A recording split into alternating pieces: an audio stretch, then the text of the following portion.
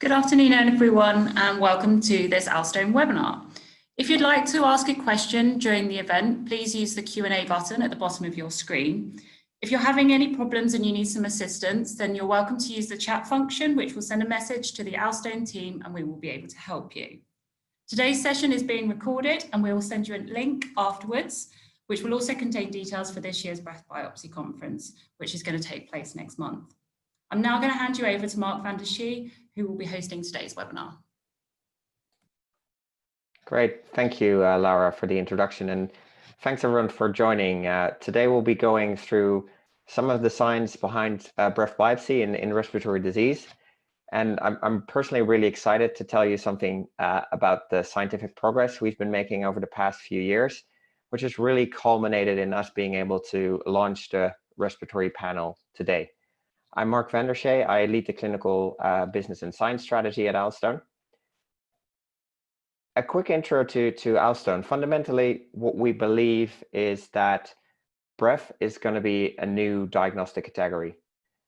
It's going to be as ubiquitous as blood and urinalysis, for instance.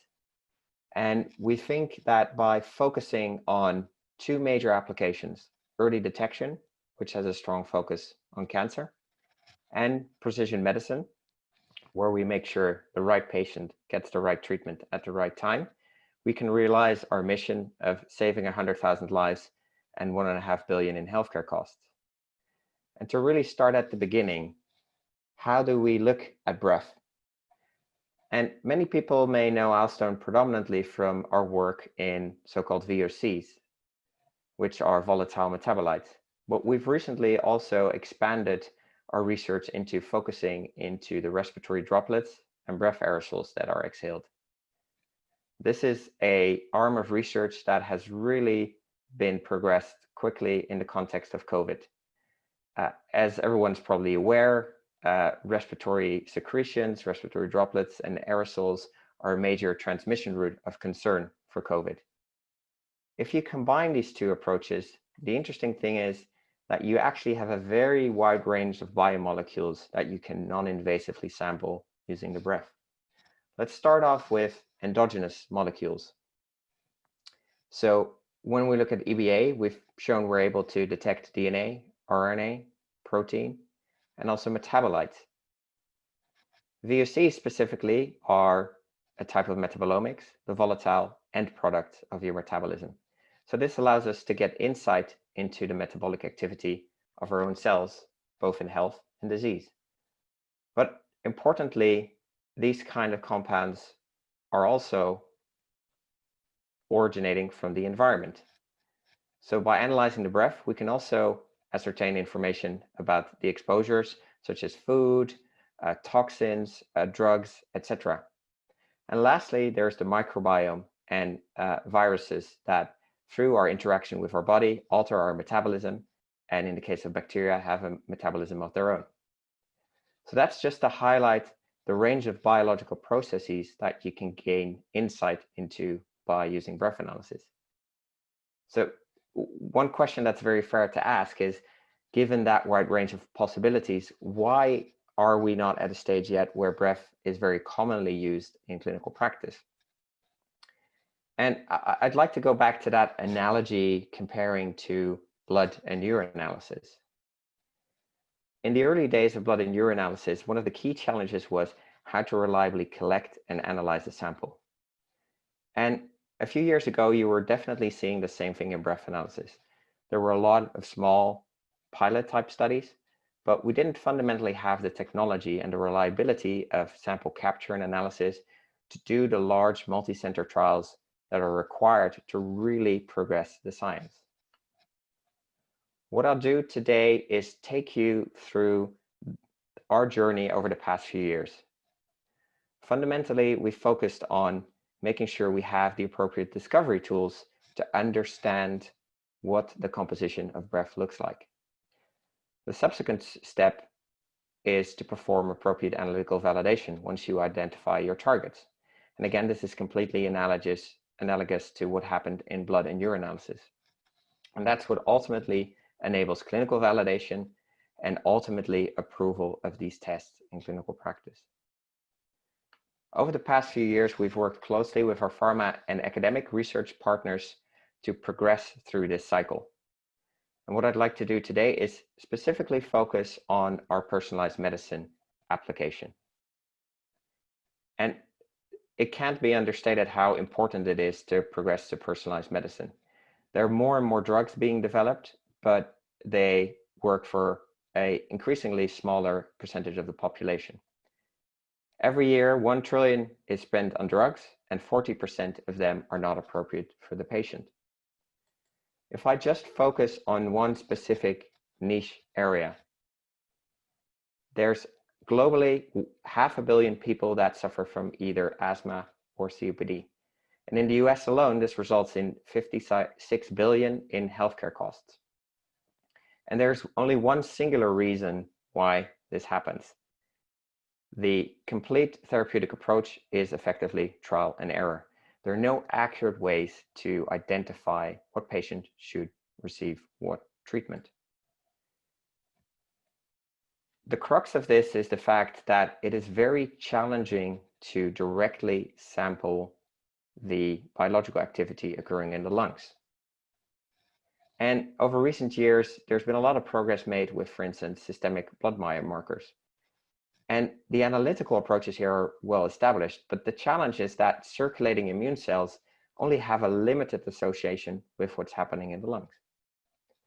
If we try and focus on directly collecting airway cells, for instance, through induced sputum or bronchial alveolar lavage, that's very invasive, it's cumbersome, it requires specialist expertise, and fundamentally it hasn't been scalable.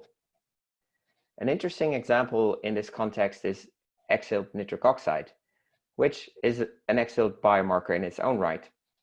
And I think it underpins the potential of using a non-invasive test.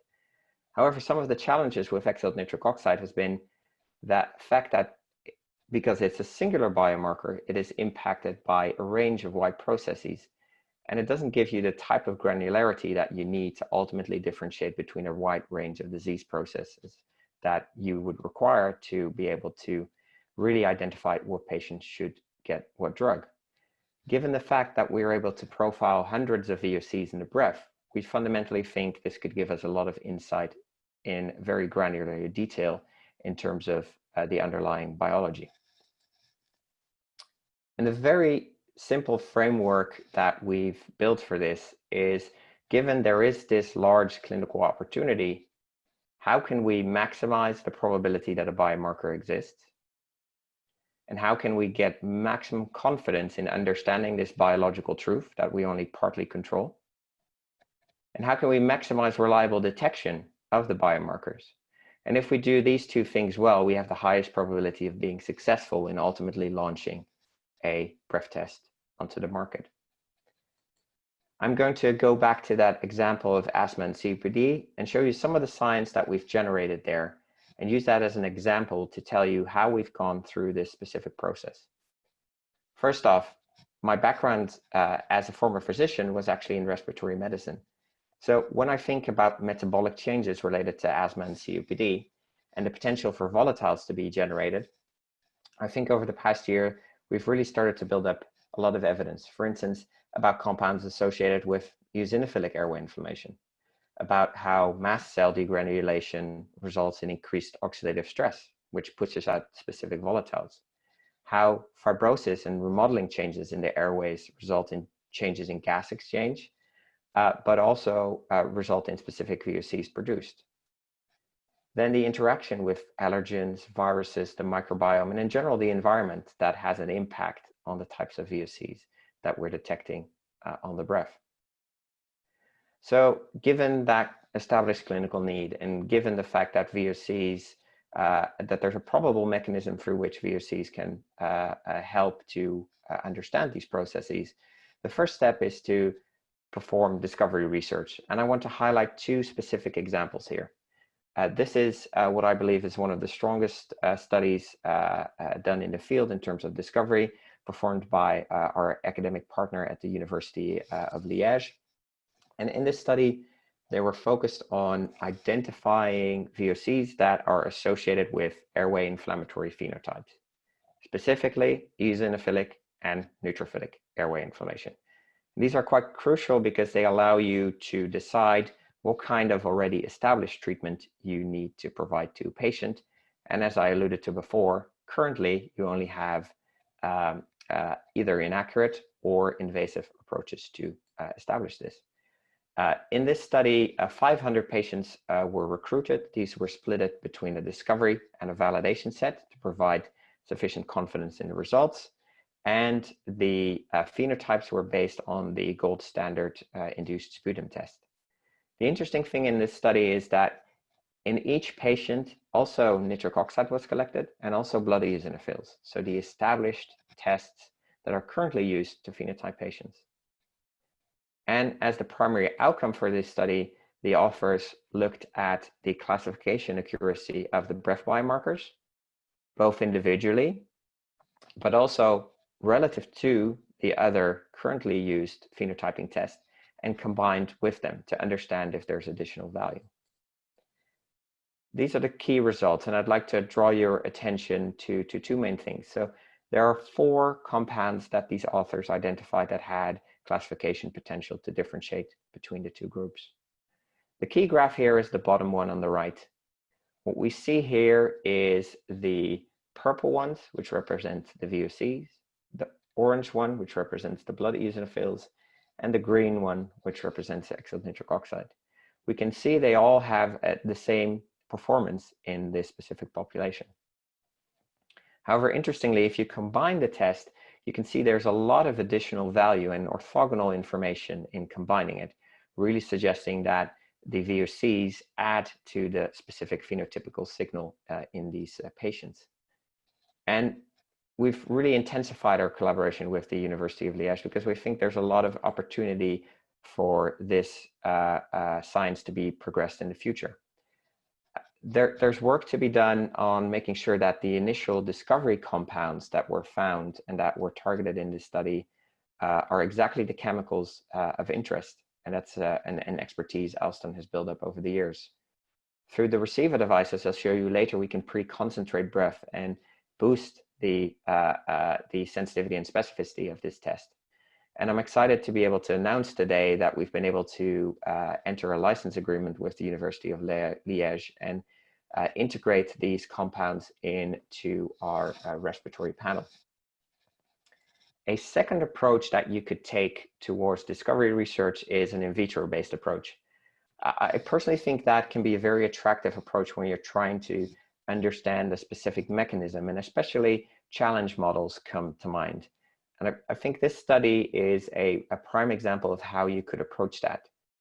The authors were trying to find VOCs that were associated with a so-called ova-albumin challenge in mice.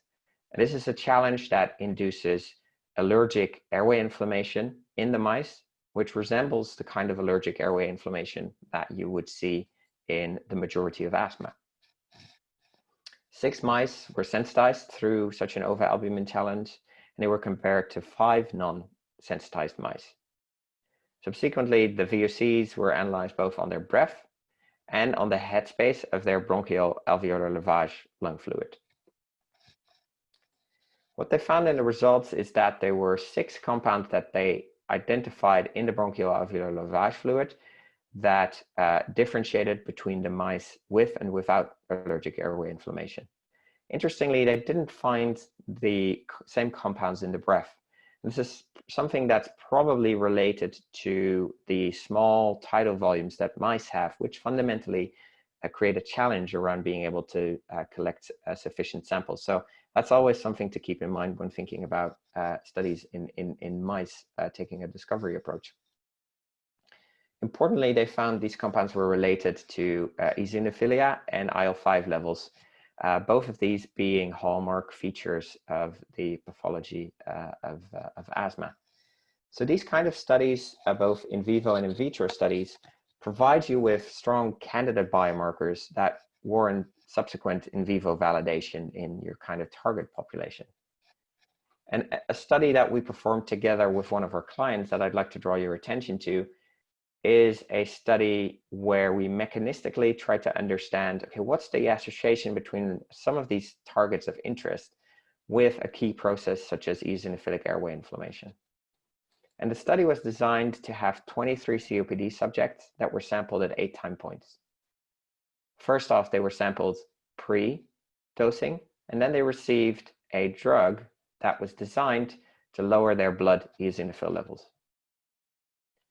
By doing so, we create an intervention and we're able to analyze their breath using breath biopsy and determine whether there are breath biomarkers that show a repeatable association with their blood eosinophil levels and are also responsive to changes over time as they are induced by the drug. The results are shown in the following 2 slides. What we see in the left panel here are blood eosinophil levels of all the patients. Each line represents an individual patient. Each dot represents an individual visit. On the y-axis here are the eosinophil counts of the blood, and we see a similar panel on the right. However, the y-axis here is the predicted level of these markers based on the breath biomarker. There's a few crucial observations here. First off, it's fair to say that a lot of the patients recruited to the trial, unfortunately, already had relatively low blood eosinophil levels and didn't show the kind of decrease that we were anticipating, somewhat decreasing the ability to look at within individual differences. Nonetheless, if you look at the various cross-sectional visits, you can see that the breath biomarker allows you to differentiate between patients with high and patients with low levels of blood eosinophils. And the most intuitive way to actually look at this is to combine these plots and look at the predicted values on the y-axis here based on the breath compound and the actual values in blood that were measured.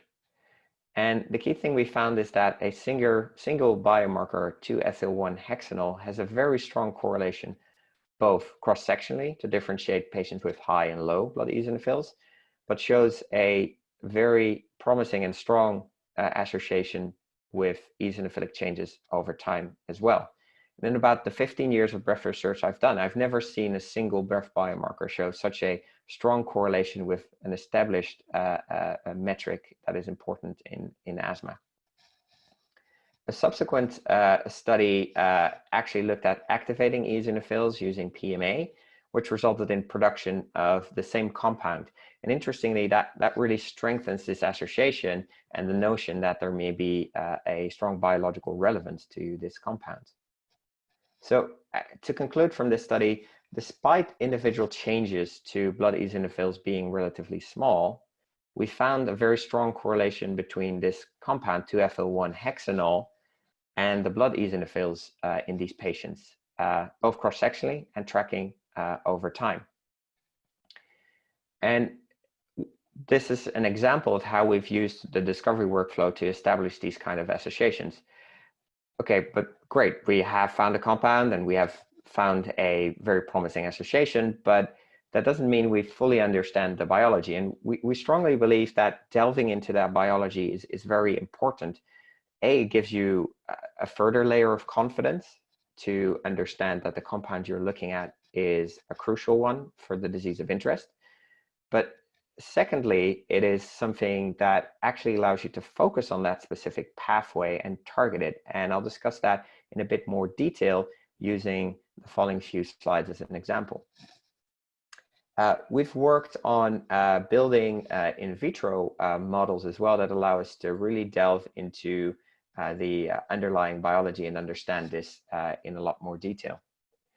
The model we've been using is this is a very simple proof of concept that I can demonstrate here. And what we've effectively done is we've took linolenic acid and arachidonic acid and subjected it to oxidation.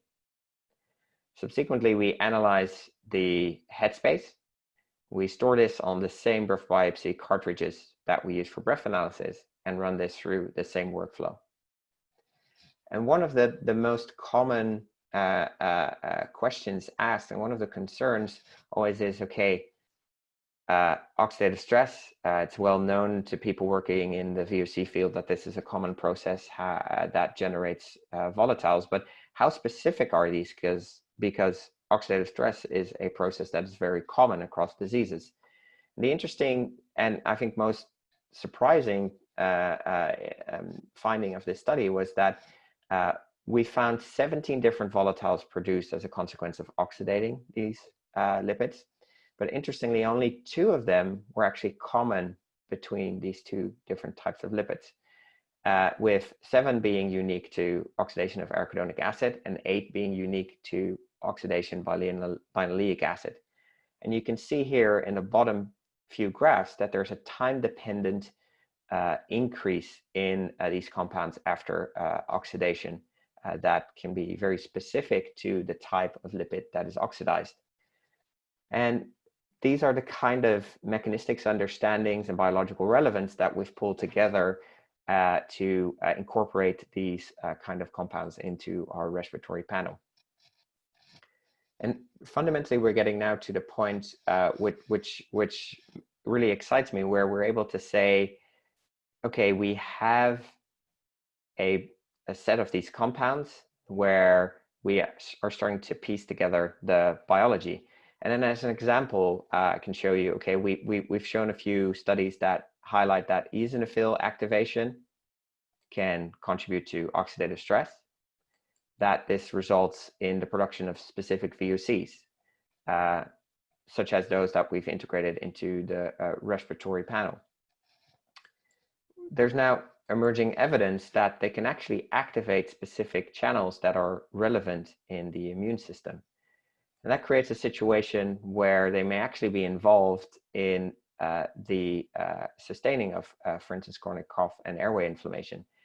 And we may speculate that this is resulting in a situation where these kind of associations point towards a cycle where there's a perpetuation of inflammation, and VOCs can be telltale molecules of this process, providing you insight into core aspects of the biology. Fundamentally, it's these types of studies that have allowed us to select compounds that are now in our respiratory panel. What I'd like to point out is that we see this as a dynamic panel. We'll continuously seek to update this over time based on the best knowledge we have, and increase our knowledge with respect to understanding the origins of these compounds and their biological relevance. One thing I'd like to specifically point out about these compounds is the fact that even though some of them may be generated in COPD or asthma or IPF, actually understanding this biology is something that results in the ability to apply them to diseases that are fundamentally very different from the disease in which you were able to establish this association. And we're working very hard to try and build a knowledge base where we piece together all these associations. And one example here that is of great interest to us is specifically aldehydes. So aldehydes is a large group of volatiles that are exhaled, and we know you inhale them through exogenous sources. And these exogenous sources of aldehydes can actually induce oxidative stress. But interestingly, we're also seeing that these aldehydes actually induce oxidative through the induction of oxidative stress, induce lipid peroxidation, which generates more aldehydes. So we're starting to see this positive feedback loop, which seems to be associated with an increased sensitivity towards exposure.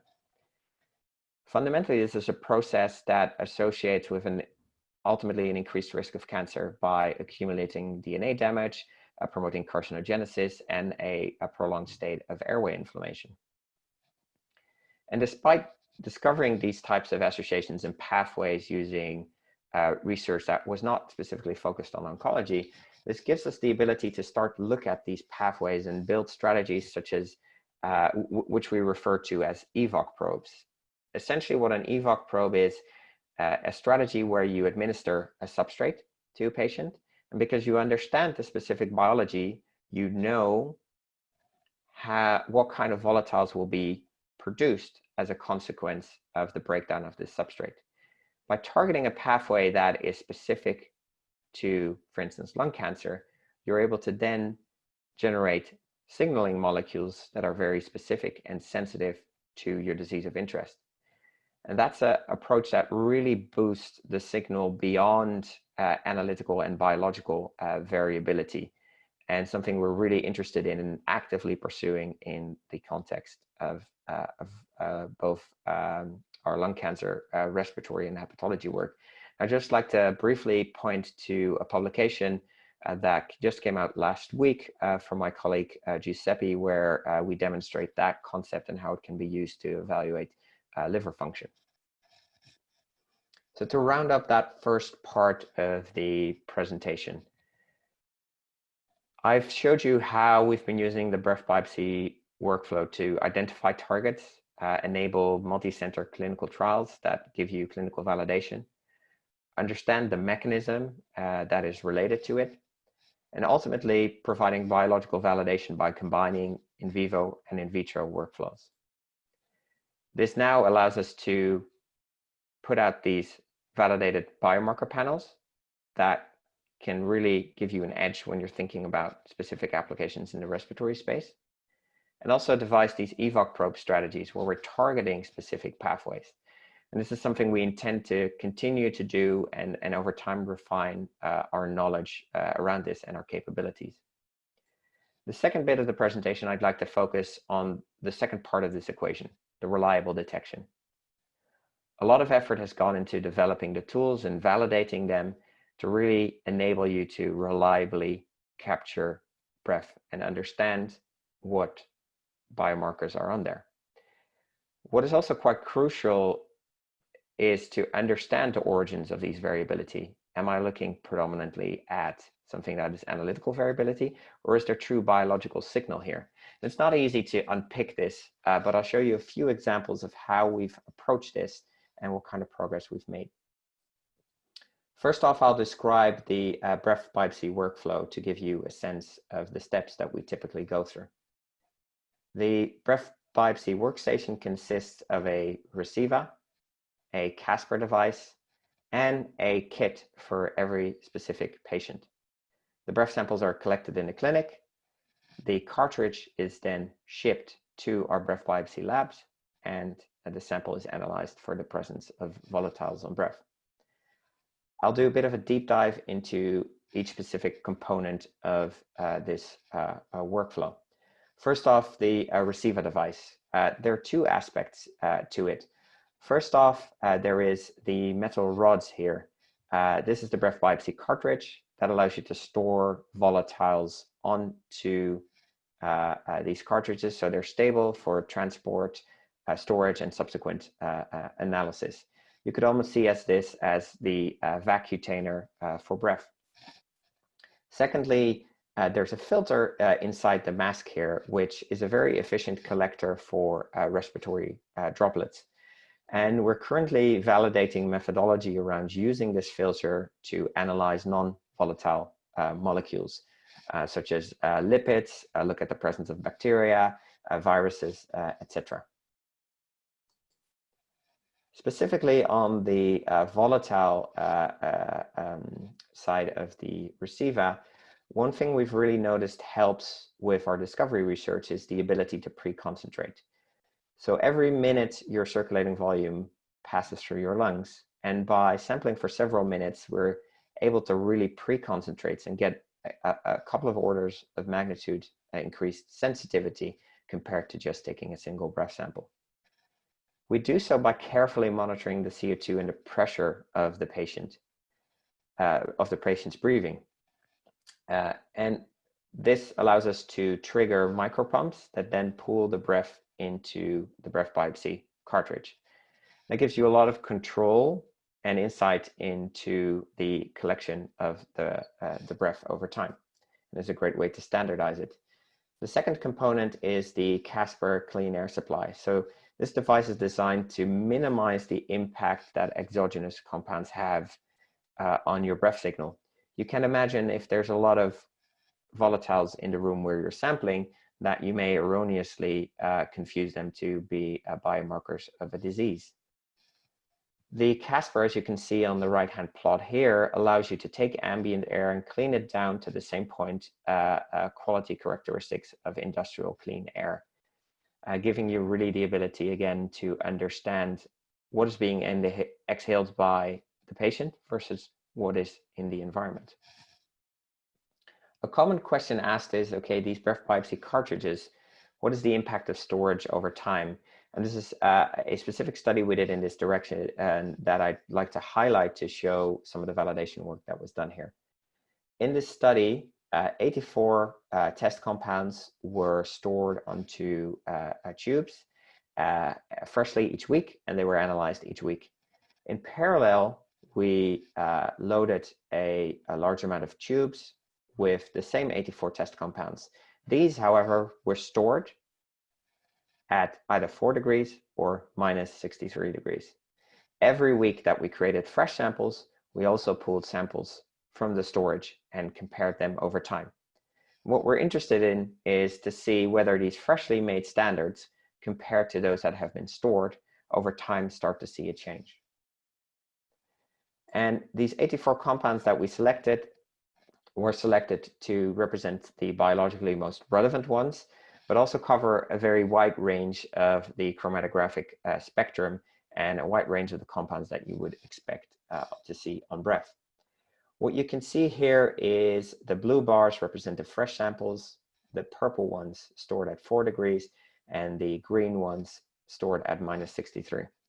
The error bars here reflect one standard deviation. And what you can clearly see is that we didn't observe any change during this storage period in any of the compounds, giving us a high degree of confidence that we're able to reliably store the samples at 4 degrees and analyze them.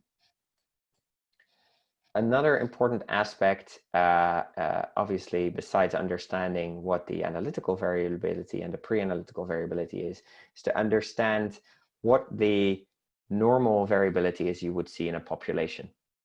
We've conducted a few studies in this direction. So this is a study looking at 164 VOCs in 35 healthy subjects where a single sample was taken. We simply looked at the relative standard deviation in these patients, which ranged from 36 to 509%. A similar study was performed within individual, looking at 172 VOCs. What we saw there is a RSD ranging from 7 to 214%. So the key observations to take from this is, A, we are able to capture a wide dynamic range of these compounds. We see a clearly lower RSD within individuals. And an interesting observation when looking at the data in more detail was actually that the highest RSDs related to exogenous compounds, as you may expect. If we combine this data, then I think this is a very interesting experiment that we did internally to show our ability to track changes over time.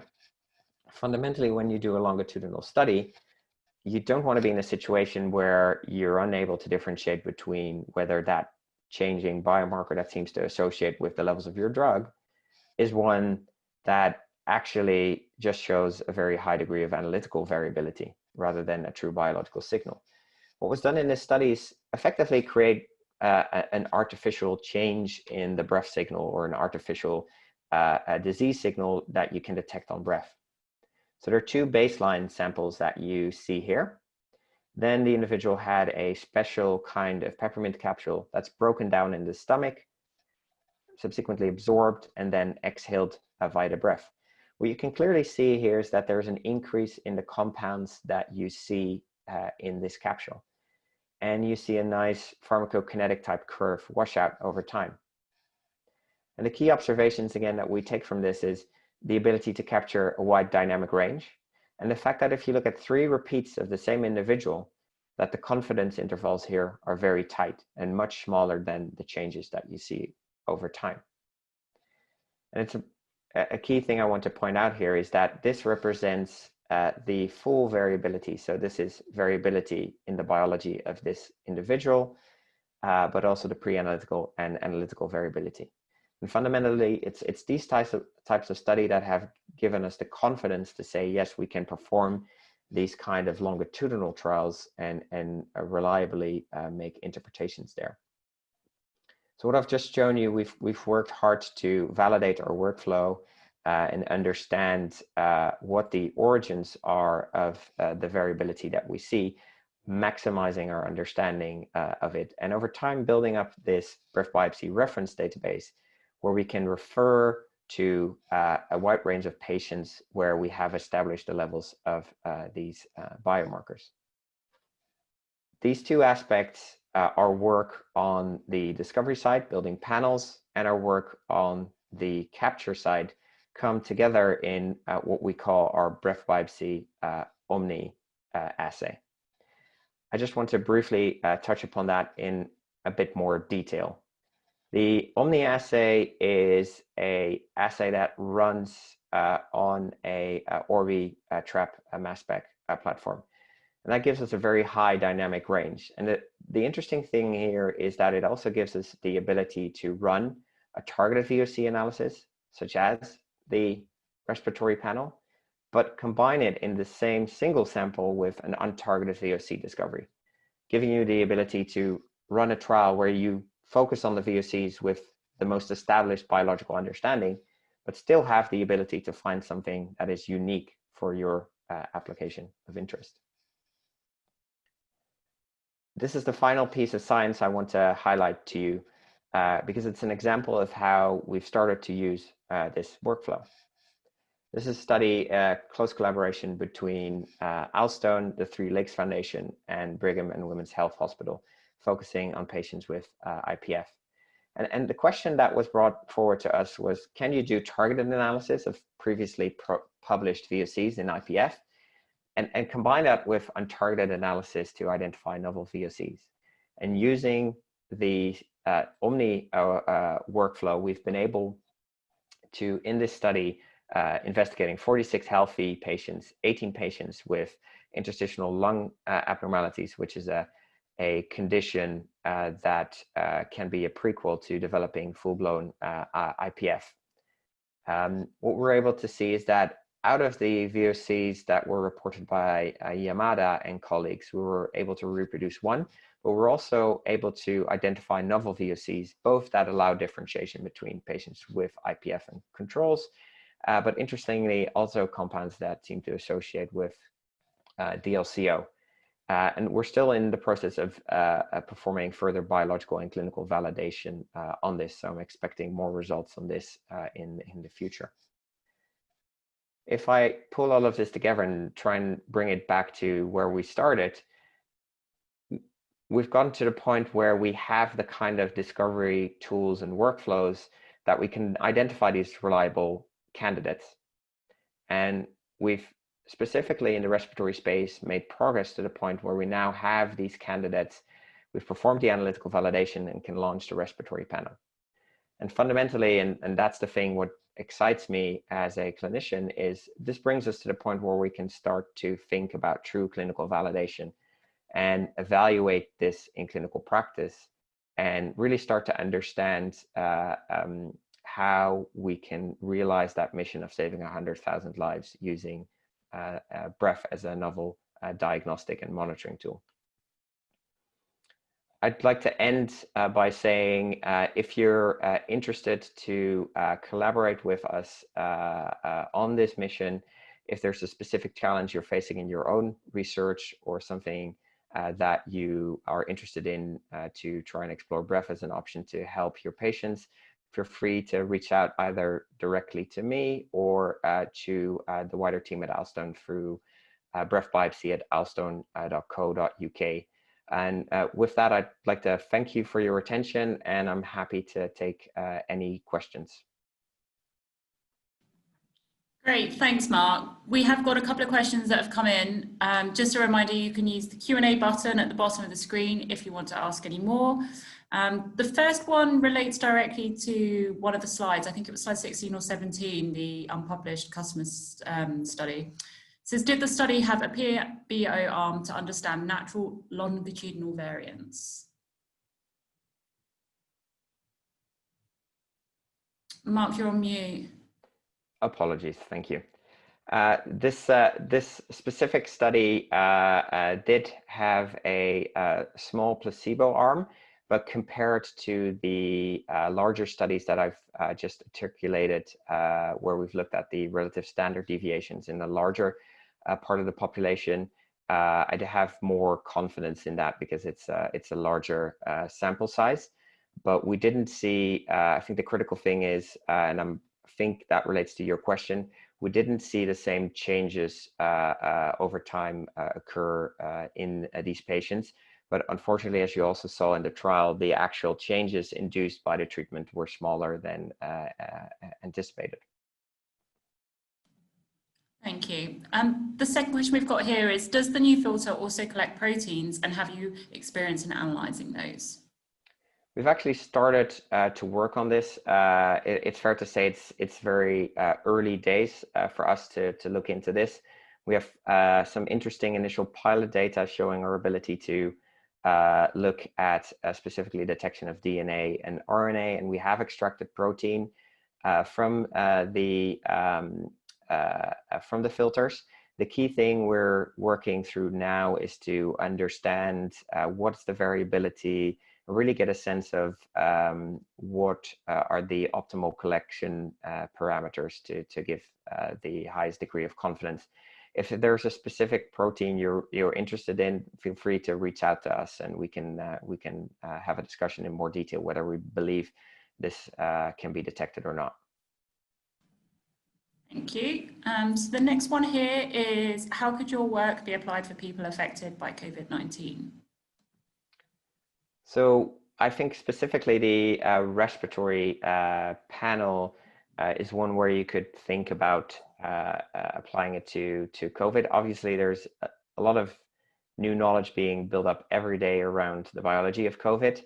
But given the association between some of these compounds and the and respiratory inflammation, I think there is definitely value in evaluating this for diagnostic monitoring purposes, etc. What I would add is that specifically the measuring the presence of the virus is probably challenged, given viruses don't have a lot of metabolic activity. But however, the response to the virus is something that you could directly target. Okay, thanks, Marc. We've got another follow-up question related to the one we had earlier about the placebo arm. It's asking whether they're adjusted or unadjusted changes shown by the treatment. I believe these are unadjusted changes, but I would have to check with the team. Again, feel free to reach out, and I can follow up to address that question specifically. And what is the effect of food on VOCs? It's a bit of a dual one. It's a bit of an interesting one. The original historic thought was really, okay, VOCs are related to food. We'll just create all kinds of noise and are challenging to remove from the signal. The way in which we've really approached that is twofold. One, let's understand by performing such studies in healthy individuals and our general breath biopsy knowledge base to understand the impact of food on specific volatiles. So we can, for instance, we know what volatiles are related to garlic, and we know, for instance, what volatiles are related to drinking orange juice. But on that latter one, actually, and that's where the EVOC probe story comes in, we're now at a stage where we can pick think about using these kind of compounds, and by understanding how they generate volatiles, to probe a very specific pathway. And that's exactly what's happening in the hepatology space now, where we're working with our clinical and academic partners, Chris Mayhew specifically, to try and see if administration of limonene allows you to specifically interrogate the activity of pathways in the liver that would be disturbed if you have a disease. So to cut a long story short, I'd say historically we thought they were mostly a pain, but I think we've started to appreciate more and more the value of actually using them as probes by understanding the pathway that underpins it. Thanks, Mark. We've just had a lot of questions come in, so we'll endeavour to get everyone's question answered before we run out of time. We've got another one related to COVID, and it's how do you sterilise the receiver device to prevent COVID transmission? So we've focused quite a bit on making sure that we got that process absolutely nailed down. It's a very obvious concern. We've had an internal team work through this, and we're now at the stage where we have a specific protocol that is both on our website and that we're also happy to email to you that assures that the receiver can be used safely, even in the context of COVID. Okay, we've got one here that's kind of a dual question, so I'll ask the first part and then the second part. So what is the possible impact of lung function on the performance of breath biopsy? If you could answer that one, and then I'll go into the second part, Mark. So one of the things, especially in the context of asthma and COPD studies, I would always advise to make sure that you're not simply looking at a very complex way to measure FEV1 or FVC.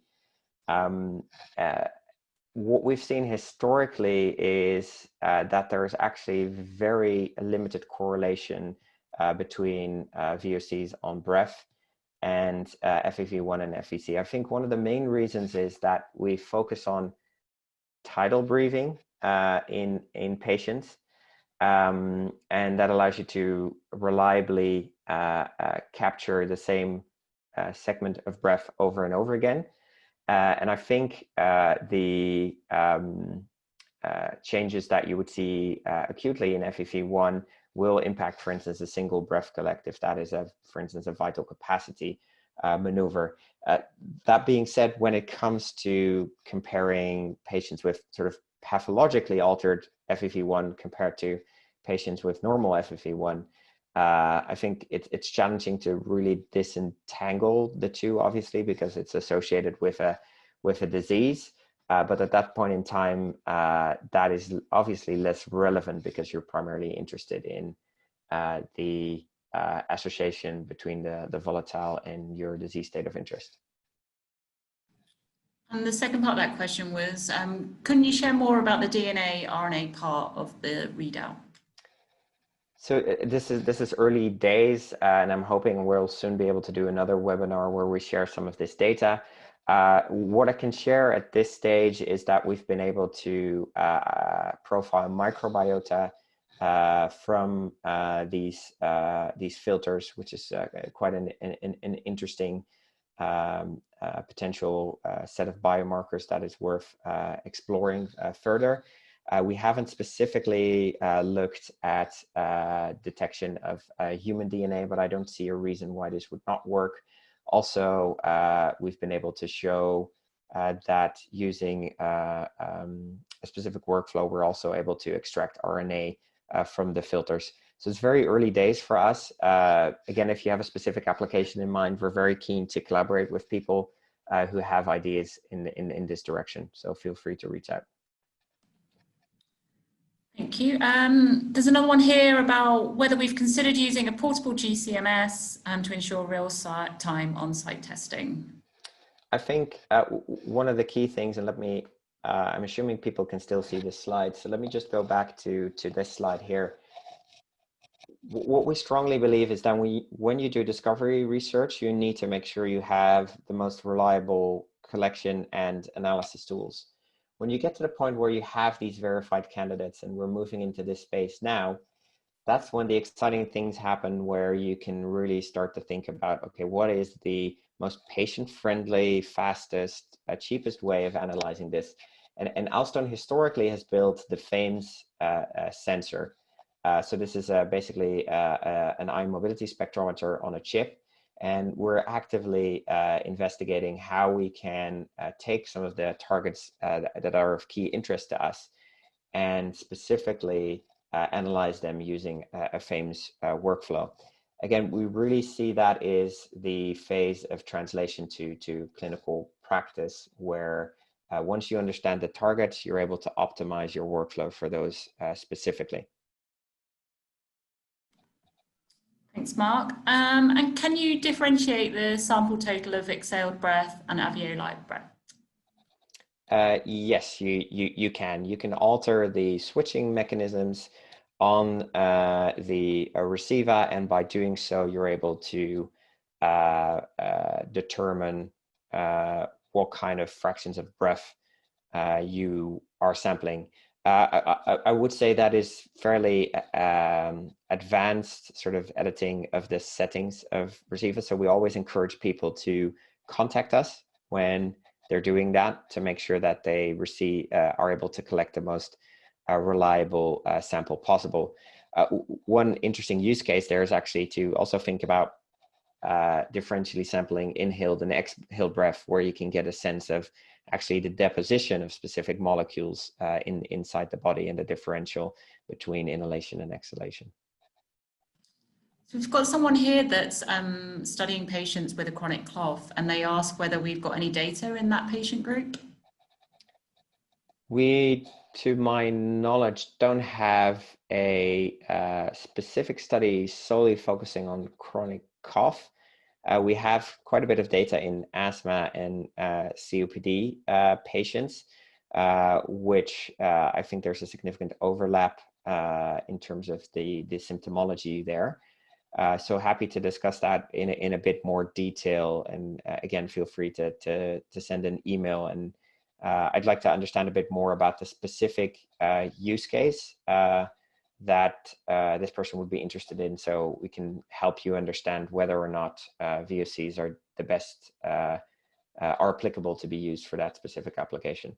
But I would expect, based on some of the science that I've just shown you and some of our understanding around how aldehydes are, for instance, implicated in triggering cough, that there would potentially be an interesting angle there to explore. So we've got another one about how you determined whether VOCs are from the body or from the environment. So I think there are several layers to this. Whenever you do discovery research, what we try and make sure is that the very big signals are minimized, and that's where we have the Casper that removes as much as possible the exogenous sources of VOCs.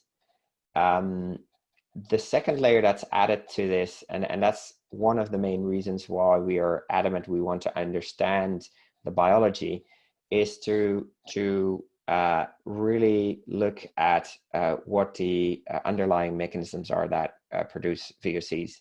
And by using a mass spec-based workflow, we're able to identify a chemical, and based on its chemical identity, for instance, if it's limonene, you can determine this is not something that is endogenously produced by humans, versus compounds that, such as acetone and isoprene, that we know are primarily produced inside the body. So that kind of insight into the biology is quite critical to have that understanding. And I guess the final aspect of that, like I articulated before, is that we're actually moving to the point where we are starting to think about using these kind of food products as probes for specific pathways. So somebody's asked what your opinion is of exhaled breath condensate. It's the comment is, it seems more stable for collection and analysis. That's a dangerous debate, I think, to get into. I would say, and obviously there is some bias involved here. I've worked a long time ago already as a PhD student with VOCs and also with EBC.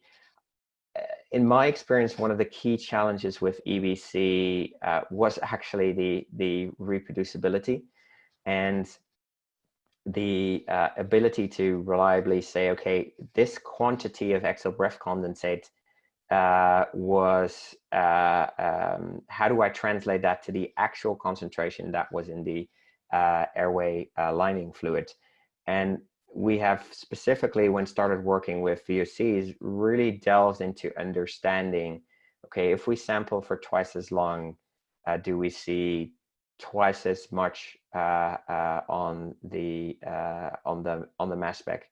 Can we have models such as the peppermint capsule, where we really understand what the flux of these compounds are? Can we really get confidence in the fact that we're reliably sampling breath? And this is a rapidly evolving field, so there's a large team of people at Owlstone working on this, and we'll continue to work on this. And actually, the question you raise is one of the key ones we're trying to address now, also in the context of the exhale breath aerosols. The next question we've got is whether there's any data that suggests changes in pulmonary circulation affects exhaled VOCs. So I would say indirectly, yes. I could think of a very invasive but probably better gold standard way to do it. But probably the best evidence in that space is the fact that patients with pulmonary arterial hypertension have changes in their VOCs. And one of my colleagues, Marc, has actually done a lot of research into this space using both in vivo and in vitro models, showing that the kind of changes in both circulation, but also the local microenvironment in the lungs in patients with PAH results in changes in volatile production. So we've got another one about the applications. Someone's asking whether the technology has been used with metabolic syndrome or NAFLD. We're very actively looking into application of the technology for NAFLD and NASH. I'd encourage you to read the paper that we've just published, and feel free to touch base with us. We're actively pursuing using the limonene breath test and various other approaches we have to probe specific pathways in the liver that are altered in the context of liver disease. And my colleague Giuseppe has also done a webinar on this previously, and we'll be happy to share the link with you so you can get a bit of a sense of the background to that data. Thanks, Marc. That's all the questions that we've had in, and that ties me very nicely to finish off the webinar. So thank you everyone for joining us. We've hoped Thank you. The webinar today. Thank you very much to Marc. If anyone has any further questions, please don't hesitate to get in touch with the team. And we look forward to welcoming you to future Owlstone events. So we actually have the Breath Biopsy conference next month. And when we email out the recording for this webinar, we'll send you all the details for the conference as well. Thank you. Bye-bye.